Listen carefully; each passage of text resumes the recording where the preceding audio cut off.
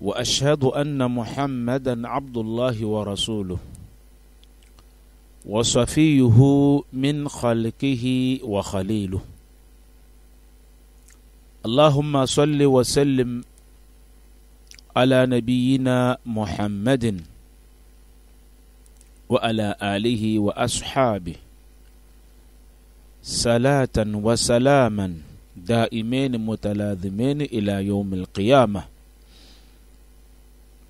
ربي اشرح لي صدري ويسر لي أمري واحلل عقدة من لساني يفقه قولي. سبحانك اللهم لا علم لنا إلا ما علمتنا إنك أنت العليم الحكيم. يا معلم إبراهيم علمنا ويا مفهم سليمان فهمنا. اللهم علمنا بما ينفعنا وانفعنا بما علمتنا وزدنا من لدنك علما نافعا يا رب العالمين.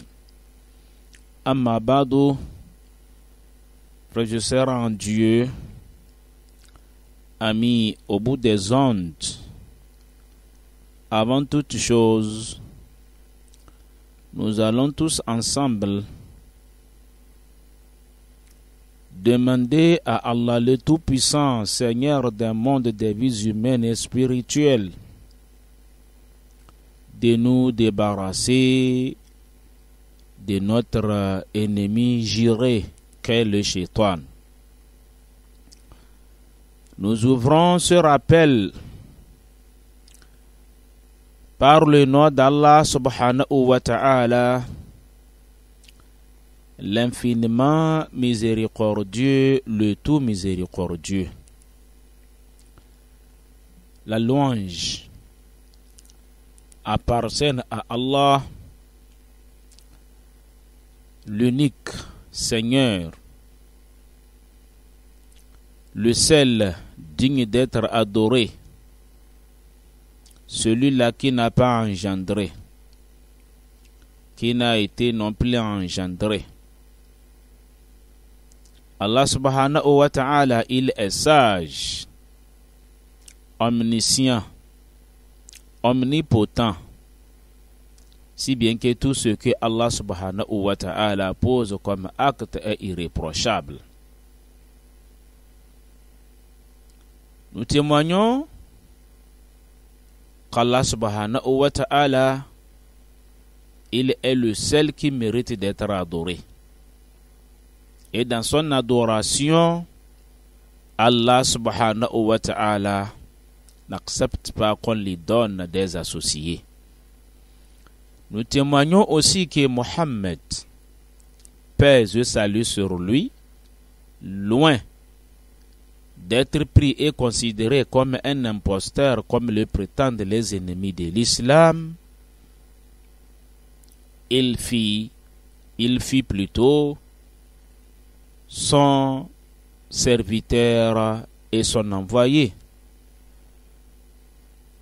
Nous demandons à Allah subhanahu wa ta'ala que ses prières ainsi que ses bénédictions soient sur le prophète sallallahu alayhi wa sallam, les membres de sa famille, ses fidèles compagnons et toute personne qui lui emboîtera le pas jusqu'au jour où Allah décidera de mettre fin à ce monde. Frères et sœurs en Dieu, c'est le lieu ici de vous présenter nos meilleures salutations fraternelles islamiques. Que la paix, le salut, ainsi que la bénédiction d'Allah subhanahu wa ta'ala soit avec vous tous. Sans plus tarder, nous allons rapidement au sujet d'aujourd'hui. Nous sommes dans le mois de Shawwal, Et l'autre fois, nous en avons parlé que dans ce mois-là, la sunna authentique du prophète de l'islam sallallahu alayhi wa sallam nous recommande de faire suivre le mois de Ramadan par 6 jours de jeûne facultatif. Et le prophète de l'islam sallallahu alayhi wa sallam, afin de nous exciter à le faire, il nous a expliqué les récompenses qui en découlent. Et l'hadith qui nous a été rapporté par Abu Ayyub al-Ansari, dans cet hadith, le prophète de l'islam nous dit: quiconque jeûne le mois de Ramadan dans sa totalité, puis il fait suivre de ce jeûne par 6 jours du jeûne du mois de Shawwal, aurait une récompense comme s'il avait jeûné l'année tout entière. Et c'est vrai dans la mesure où chez Allah subhanahu wa ta'ala, quand tu poses un acte recommandé, un acte accepté par Allah subhanahu wa ta'ala, un acte qui est récompensé, vous avez votre récompense qui est multipliée par 10. Et l'autre fois, nous avons expliqué cela. On a jeûné 30 jours. Et on nous recommande de jeûner encore 6 jours. Quand vous prenez 30 plus 6, je crois que facilement, ça nous donne 36. Et comme Allah l'a dit dans le Coran et à travers certains hadiths, que la récompense d'une œuvre bien faite est de 10 en allant, en multipliant 360, 36 fois 10, nous avons 360. Et 360 là, je crois que c'est le nombre de jours qui compte l'année. Bref, nous n'avons pas suffisamment le temps pour aller en détail. Les ulémas en ont déjà parlé, ce n'est pas la première fois. Chaque année, on nous répète cela. Seulement, nous devons dire aux uns ou aux autres que à peine nous avons fini le mois de Ramadan, aujourd'hui ce mois-là compte, je crois, 12 jours. Ceux qui disent il y a le temps qui n'ont pas encore commencé, c'est le lieu ici de leur dire que non, le temps file. Le temps file. Les semaines maintenant sont réduites comme une journée.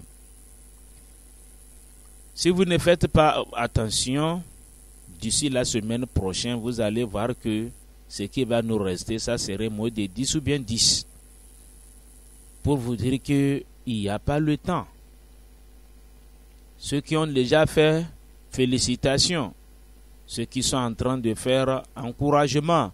Et ceux qui ne l'ont pas encore fait, faites beaucoup attention. Ce n'est pas encore trop tard. Nous devons le faire afin de pouvoir bénéficier de ce que nous rapporte le hadith que nous venons de mentionner plus haut. En dehors de cela, frères et sœurs en Dieu, le fidèle musulman, chaque jour, doit s'interroger sur son propre sort. Quelle sera ma finalité? Quelle sera ma destination? Dans ce monde éphémère ici, dans ce monde éphémère, nous sommes un jour appelés à disparaître, à mourir. Et après la mort, quelle sera ma situation? Le musulman sérieux, sincère, à chaque moment doit se poser cette question. Et c'est pourquoi nous devons chercher, frères et sœurs, en Dieu, les voies et moyens par lesquels nous pouvons accéder après la mort une autre vie radieuse, excellente, meilleure que celle que nous avons menée ici. C'est pourquoi on nous dit l'organe moteur qui nous permet de pouvoir bien nous orienter, de bien agir, de bien faire, c'est le cœur d'un individu. Nous venons de boucler ce mois intense d'activité spirituelle. Nous l'avons fini. Il faut que nous tous, on se pose la question, qu'est-ce que j'ai pu tirer comme bénéfice de ce mois qui vient de nous quitter? Allah subhanahu wa ta'ala nous a prescrit le mois du jeûne de Ramadan et ce qui s'ensuit comme activité, etc. Ce n'est pas pour le hasard. Il y a un objectif derrière cela. Et je crois que si je ne me trompe pas, le verset qui en a parlé termine la'allakum tattaqun. C'est que à la fin du jeûne, le fidèle musulman sort ou bien finit le mois du jeûne en voyant un changement positif et considérable dans sa vie, et plus précisément à travers sa croyance qu'il a vis-à-vis de son Seigneur Allah subhanahu wa ta'ala. Et comme je le disais, en matière de la croyance, c'est le cœur qui joue un rôle très très important.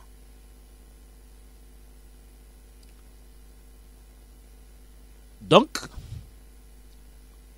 nous devons savoir que la vie de notre cœur, c'est une chose la plus importante dans la vie d'un être humain. Le cœur là, comment l'entretenir? Comment faire pour que le cœur soit en bonne santé? Comment faire pour que le cœur soit purifié? Comment faire pour que le cœur soit un élément, soit plutôt un lieu propice par excellence dans le cœur, un lieu propice qui abrite tout ce que Allah subhanahu wa ta'ala aime et qui rejette et qui refuse tout ce que Allah subhanahu wa ta'ala n'aime pas. Donc, la toute première des choses que nous devons accorder d'importance, comment entretenir notre cœur. Comment faire vivre le cœur? Comment redonner la vie à notre cœur? Je pense que cela est plus important que la vie du corps. Parce que nous avons le corps dans lequel se trouve le cœur. Mais souvent, nous nous accordons l'importance à notre corps. Je veux que j'ai un corps svelte, dont la peau est attrayante, teint clair, etc., etc. Mais bizarrement, dans les critères d'Allah subhanahu wa ta'ala, pour évaluer ses esclaves, ses serviteurs, tout ce que nous venons de citer là ne compte pas. Hadith nous dit qu'Allah subhanahu wa ta'ala veut vous évaluer. La yanduru ila ajsamikum. Allah ne regarde pas le corps là, la taille. Allah ne regarde pas cela. Le teint, la couleur, etc. La forme. Allah subhanahu wa ta'ala n'a pas besoin de cela. Walakin Allah yanzur. Mais ce que Allah subhanahu wa ta'ala prend en considération, c'est que Allah subhanahu wa ta'ala prend en considération quand il veut nous évaluer, c'est le cœur, premièrement, et ce que nous avons comme les œuvres. Et un cœur bon, a pour résultat les bonnes œuvres. Et un cœur malade a pour résultat les mauvaises œuvres. C'est pourquoi si pour les musulmans croyants sérieux, ils dépensent beaucoup plus d'énergie, tout ce que Allah leur a donné pour entretenir, pour l'entretien de son corps, de son cœur que son corps. Quand le cœur est malade, c'est tout le corps qui est malade. Tout le corps qui n'est pas bon, c'est tout le corps qui souffrira. Mais quand le cœur est sain, propre, c'est ainsi que le corps aussi sera un corps sain, propre, non malade. Frère, je sais rendu. C'est la vie de ton cœur qui fera de toi un bon musulman. La vie de ton cœur qui te donnera les qualifications nécessaires pour une bonne vie pure dans ce bas monde et le bonheur éternel dans l'au-delà. Toute personne qui envisage mener une vie paisible dans ce bas monde, une vie propre dans ce bas monde, et expert aussi, compte avoir le bonheur éternel dans l'au-delà, il doit bien entretenir son corps. Il doit bien entretenir plutôt son cœur. Le cœur là est très très indispensable, frères et sœurs en Dieu. Alors que la vie du corps est une vie temporaire. Un jour, ce corps là que tu regardes à travers votre miroir et que je ne sais pas, vous voyez comme un ange ou quoi, je ne sais pas, ce corps-là a appelé un jour à pourrir, à se décomposer. C'est la nourriture pour les insectes. Je dis bien, c'est de la nourriture pour les insectes que vous êtes en train d'entretenir. Elle passera si vite. La vie du corps, comme nous dit, est une vie temporaire, éphémère. Elle passe si vite, se détériore rapidement. Contrairement à la vie du cœur, le corps peut mourir, mais le cœur va survivre. Frère, je serai en Dieu. C'est pour cela que les ulémas nous disent ولا سبيل لعلاج حياة القلب وزيادة الإيمان فيه إلا بالطاعات. Nous n'avons aucun moyen de guérir la vie du cœur, d'entretenir notre cœur et d'accroître la foi qui est en son sein que par les adorations. C'est par les adorations que nous pouvons bien entretenir notre cœur. C'est par les adorations que nous pouvons donner la vie à notre corps, à notre cœur plutôt. Frères et sœurs en Dieu, c'est pour cela que les éléments nous disent les efforts que nous avons fournis durant le mois de Ramadan. nous avons appris beaucoup de choses. Nous nous sommes initiés à beaucoup de choses. J'attends chose ici, les adorations. Pour certains, ils ne savaient pas quand il a encore pris le Coran, ouvrir quelques pages et lire. Mais durant le mois de Ramadan, il était un ami intime du Coran. Chaque jour, il avait une portion de la lecture du Coran qu'il observait. Pour certains, se réveiller la nuit pour faire la prière sérogatoire, c'était difficile. Mais pendant le mois de Ramadan, il se réveillait 2 fois. Peut-être après la prière d'Isha, il va faire un nombre de raka 10. Et avant de prendre le repas, il se réveillait aussi pour faire des prières. Pour certains, il était difficile d'enlever 1 franc et d'assister aux pauvres et aux nécessités. Mais durant le mois de Ramadan, il en a fait beaucoup. Pour d'autres, il ne sait pas quand il a rendu visite à un frère. Mais pendant le Ramadan, il a renoué et retissé les liens de parenté qui les lient avec ses frères. Tout ceci, c'est le fruit du mois de Ramadan. Le mois de Ramadan est un lieu propice, est un moment propice au cours de l'année que le musulman se recycle en matière de la spiritualité et en matière des bonnes œuvres.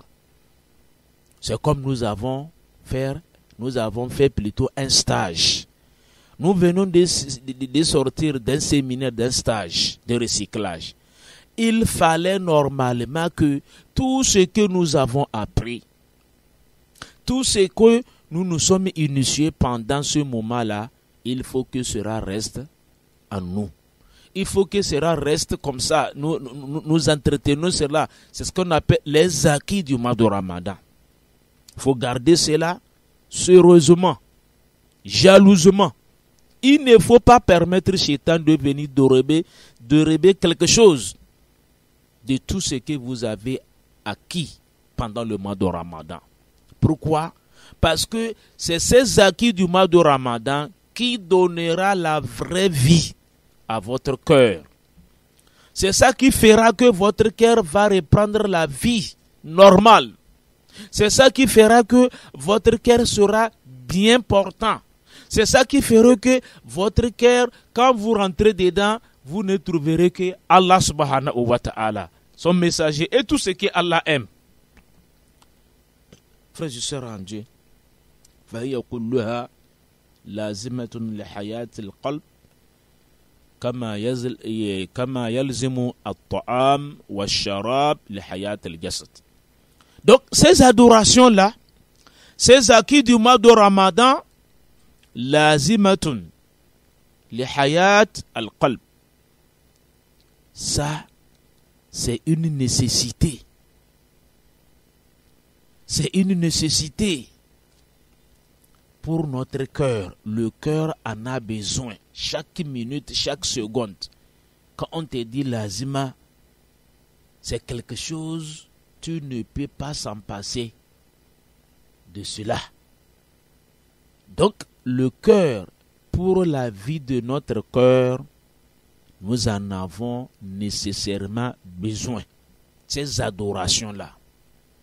Tu ne peux pas avoir un cœur pur, limpide, propre, qui n'est pas malade, si vous n'avez pas un quota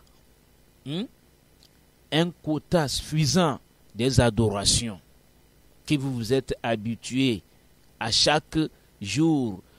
Vous avez quotidiennement une quantité suffisante des adorations. Que cela soit les adorations obligatoires, ça, on n'a pas le choix. On n'a pas le choix.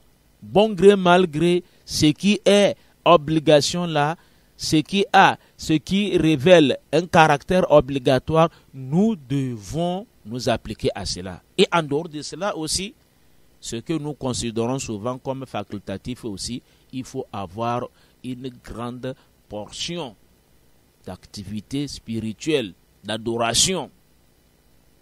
Et c'est l'ensemble de tout ceci-là qui donnera la vie, la vraie vie à votre cœur. Tout comme le corps a besoin de la nourriture et de l'eau pour que le corps soit bien portant. Ce que nous voyons comme physique là, ce qui est touchable, ce que nous pouvons toucher. On mange 3 fois, même 4 fois par jour. Et de l'eau, on n'en parle pas. À chaque moment, on boit de l'eau. Pourquoi? C'est pour pouvoir entretenir le corps. N'oubliez pas que quand on dit un homme là, ce qui importe plus, c'est le cœur. Ce n'est pas le corps. Et si nous accordons l'entretien, si nous accordons à l'entretien du corps beaucoup d'importance, et qu'on achète des quantités de la nourriture, qu'on achète les quantités de la boisson, pour pouvoir mieux entretenir le corps, qu'est-ce qu'on fait pour entretenir le cœur? Depuis que le mois de Ramadan est parti, il y a certains parmi nous qui n'ont pas pu faire 2 rakas surrogatoires pour Allah. Je dis bien, depuis que le mois de Ramadan nous a quittés là, il y a certains parmi nous, ils sont des serviteurs de Dieu. Faire 2 rakas facultatifs pour donner à Allah subhanahu wa ta'ala, non. Pourtant, nous espérons et nous admirons et nous souhaitons ce qui est auprès d'Allah subhanahu wa ta'ala comme le paradis. Mes chers amis, ala inna sil'atallahi al-ghaliya. Sil'atallah ghaliya. La marchandise d'Allah subhanahu wa ta'ala est très très chère, mes amis. Parce que ce que Allah subhanahu wa ta'ala vend là, ce que Allah subhanahu wa ta'ala donne là, ce n'est pas des paillots, permettez-moi comme on le dit. Ce n'est pas des paillots. C'est quelque chose de précieux. C'est pourquoi c'est cher. Je vais vous donner un exemple banal. Ça nous permet quand même d'appréhender ce que nous voulons dire. Mais on ne peut pas comparer ce qui appartient à Dieu et ce qui appartient à ses créatures. Mais ici, c'est un rapprochement. Quand nous parlons, nous disons le paradis, le paradis, le paradis. L'homme a compris cela. Et l'homme aussi, l'homme s'est offert, ou bien l'homme aussi s'est donné un paradis terrestre qu'on appelle communément souvent l'hôtel, les hôtels. Parce que la vie dans un hôtel est différente de la vie de chez soi. Mais ces hôtels-là, que certains parmi nous, les hommes comme nous, ont construit, entretenu, ils ont mis de luxe dedans, tout ce qu'il faut. Il faut aller dire que tu veux passer une nuit ou bien une journée dans cet hôtel-là. C'est gratuit ou bien c'est payant. Tu dois payer cher. Je dis bien, avant d'avoir accès à ce bâtiment-là qui porte le nom hôtel, construit par un être comme toi, le fait que on a mis dedans ce qu'il faut mettre. Quand vous voulez avoir accès là, je dis ce n'est pas facile. Vous devez payer cher. Et vous pensez que le paradis d'Allah subhanahu wa ta'ala, on peut avoir accès avec la facilité. Allô? Allô? Non, mes amis. Allô? Allô, salam alaikum. Wa alaikum assalam wa rahmatullahi wa barakatuh. Ya. Suru ani. Alhamdulillah. Maze. To. Lasu jala ke beni numéro mle. Mas numéro na kirga ba valora kana lasu mbo. abege émission wadanya abesinya la la nyam mona technicien wongeli nyak to le mado dans le français des émissions. Alors frères et sœurs en Dieu, amis au bout des ondes, je disais que les hôtels que nous-mêmes nous avons construits là, ce n'est pas n'importe qui habite. Ce n'est pas n'importe qui a accès à ces hôtels-là. Ça, c'est une œuvre humaine. Et nous tous, nous savons que l'œuvre humaine est toujours ce qu'elle est. Et ce que Allah subhanahu wa ta'ala lui-même, il a construit. Il a appelé cela paradis. Nous pensons qu'on puisse avoir accès sans rien faire facilement. C'est pourquoi on nous dit ici, la marchandise de votre Seigneur est très très chère. Il faut travailler. Il faut bosser avant d'avoir accès. C'est pourquoi ici on nous dit que l'élément moteur dans l'organisme, dans tout le corps, qui nous permettra de bien bosser, de bien travailler, qui nous facilitera la tâche sur le plan spirituel que sur le plan pratique, c'est le cœur. Le cœur là, c'est un élément incontournable. C'est pourquoi comment entretenir le cœur, c'est très très important pour nous en tant que les fidèles musulmans. ومن أعظم ما يحتاجه قلب من الأغذية النافعة ذكر الله. Et on nous dit ici ومن أعظم ما يحتاجه قلب الإنسان قلب العبد من الأغذية النافعة. Comme nous venons de le dire, on a besoin des éléments nécessaires qui vont nous aider à bien entretenir nos cœurs. Et c'est dont nous avons besoin. Ces éléments qui nous permettent de bien entretenir nos cœurs, ou bien la nourriture principale qu'il faut donner à nos cœurs pour que le cœur garde sa vie, sa santé, soit purifié, soit assaini, on nous fait comprendre qu'il y a une adoration, souvent que nous négligeons. C'est ça qu'on appelle dhikrullah. Le fait de se rappeler constamment d'Allah subhanahu wa ta'ala. Le rappel constamment d'Allah subhanahu wa ta'ala, gloire et exalté soit-il. Allah subhanahu wa ta'ala, quand vous vous rappelez de lui, à travers les formules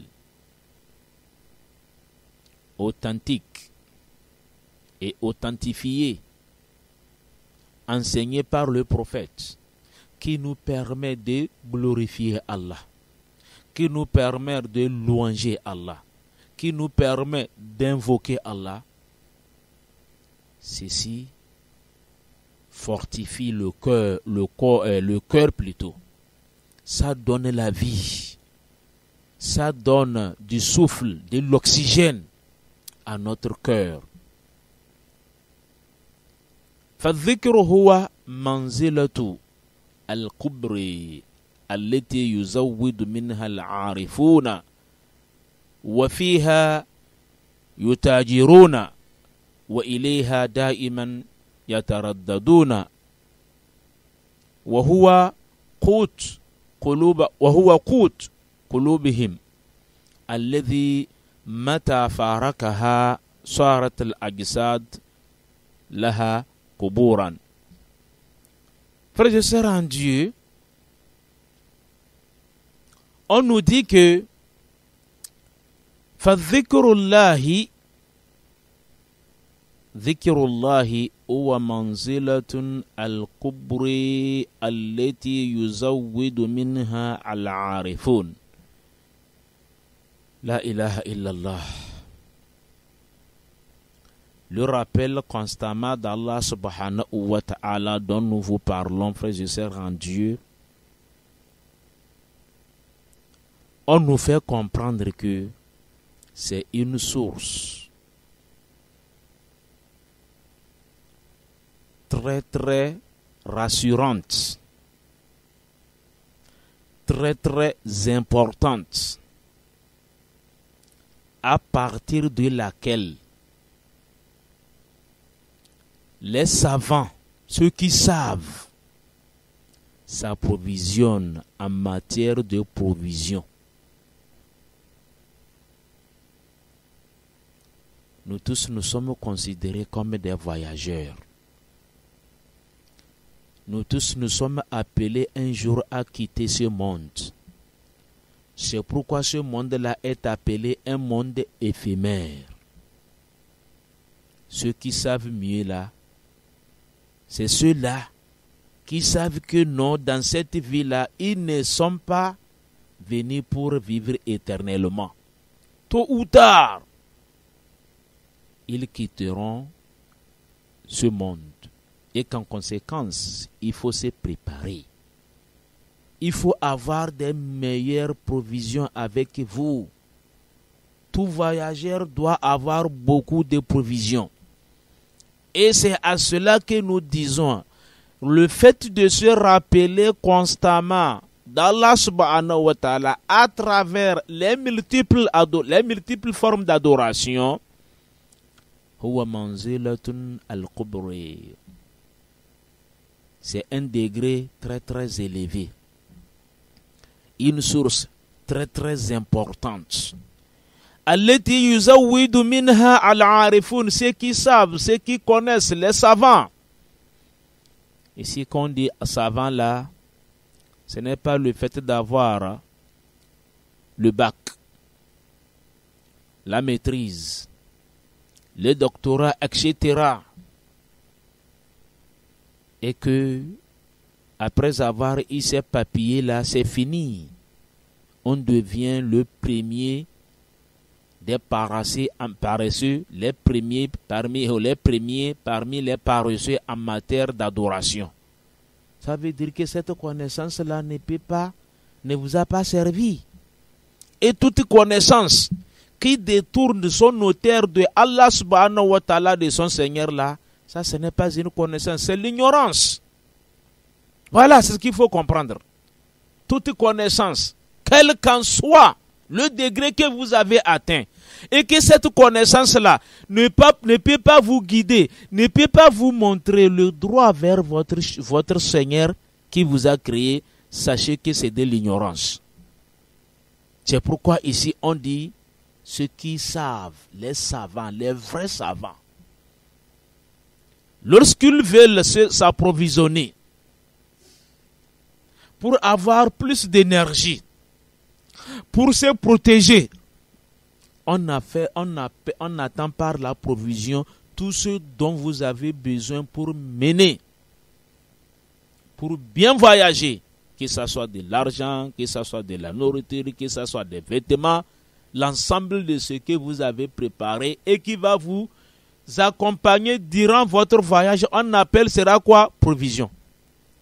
Donc cette provision-là, les savants, ceux qui savent, c'est à partir de dhikrillahi qu'ils s'approvisionnent. Wa fiha yutajirun.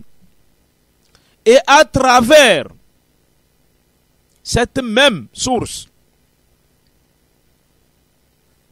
de cette même source-là, les savants fondent leur commerce.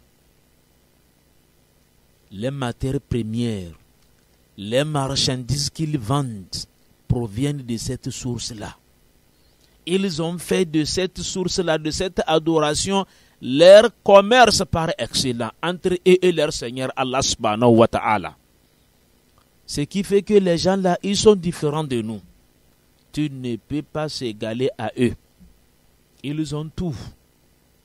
Nous, on a voulu prendre le raccourci. Plutôt, c'est le chemin le plus long. Et ils ont pris le raccourci, ils ont reçu. Tout ce que tu veux dans ta vie là, وَمَا تَشَاءُونَ إِلَّا أَنْ يَشَاءَ اللَّهُ. Tout ce que tu veux dans ta vie là n'est possible si Allah n'a pas voulu. Tu veux de l'argent, tu veux de la connaissance, tu veux avoir un joli, comment ça s'appelle, une belle villa, etc. Fais tout pour que cela rentre dans ce que Allah veut. Allah veut, si Allah veut que tu construis une belle maison, tu construiras. Si Allah veut que tu deviennes, c'est pour cela il faut d'abord chercher, commercer avec Allah subhanahu wa ta'ala, avoir l'agrément d'Allah subhanahu wa ta'ala avant de te lancer dans n'importe quelle quelconque entreprise. En ce moment-là, quand tu auras la main de Dieu sur toi, c'est fini, mon ami. Quand Allah est avec toi, ma'iyatillah. Quand Allah subhanahu wa ta'ala, mon ami, est avec toi, qui sont ces créatures? Qui sont ces créatures? Ils feront quoi devant Allah subhanahu wa ta'ala? Mais souvent nous, on abandonne, on néglige, on délaisse Allah subhanahu wa ta'ala et on court derrière les choses éphémères de ce bas monde-là. Et on ne pourra jamais atteindre nos objectifs sans Allah subhanahu wa ta'ala. Ce qui fait que le chemin a été long, on est fatigué et jusqu'à présent on continue. Aucun parmi nous n'est satisfait. Chaque jour c'est comme ça. Pas de repos. On ne se repose pas, mais pourtant, pas de satisfaction. Pourquoi? Parce que ce qui est nécessaire, la condition sine qua non, a été négligée. On n'a pas encore trouvé une meilleure solution pour cette équation-là, la condition-là sine qua non. On pense qu'à partir de notre propre connaissance, à partir de notre propre intelligence, à partir de notre propre pouvoir, à partir de notre propre force, on peut faire. Tu ne pourras pas. Wallahi, tu ne pourras pas tant que Allah subhanahu wa ta'ala n'a pas voulu. C'est pourquoi ceux qui sont les vrais savants, ils sont sûrs que non, avant d'aller discuter avec quelqu'un, avant d'aller demander quelqu'un, il faut d'abord renouer avec son Seigneur Allah subhanahu wa ta'ala. Frères en Dieu, je pense que les minutes qui nous ont été imparties tirent à leur fin. Nous allons mettre une pause ici ou bien oui, avec l'espoir qu'on se retrouve la semaine prochaine, à la même heure, au même jour. Une fois encore, nous rendons grâce au Seigneur Allah le Tout-Puissant. Nous prions sur le prophète de l'Islam sallallahu alayhi wa sallam et nous demandons à Allah le Tout-Puissant d'assister notre station par laquelle on arrive à entendre la voix de Dieu. Et nous remercions l'ensemble du personnel qui y travaille, sans oublier le fondateur ainsi que le directeur de la station, Ya Al-Haq. Et de la même manière, l'ONG qui a sponsorisé cette émission, c'est l'ONG Al-Wifaq pour le développement social et culturel.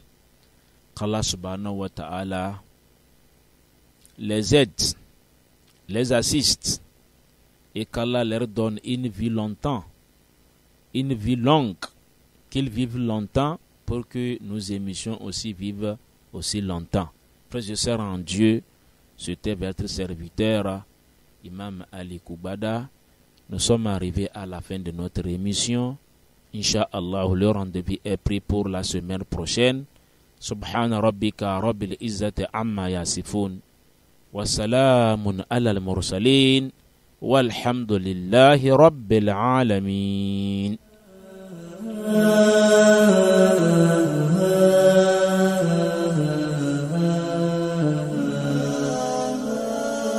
أشعل فتيل الشعر ماضي الفعايا، ذكر حميد بل وسيرة ذكية، يشهد لها التاريخ طيب المثايا، ذكر الشيم عند السلف والحمية.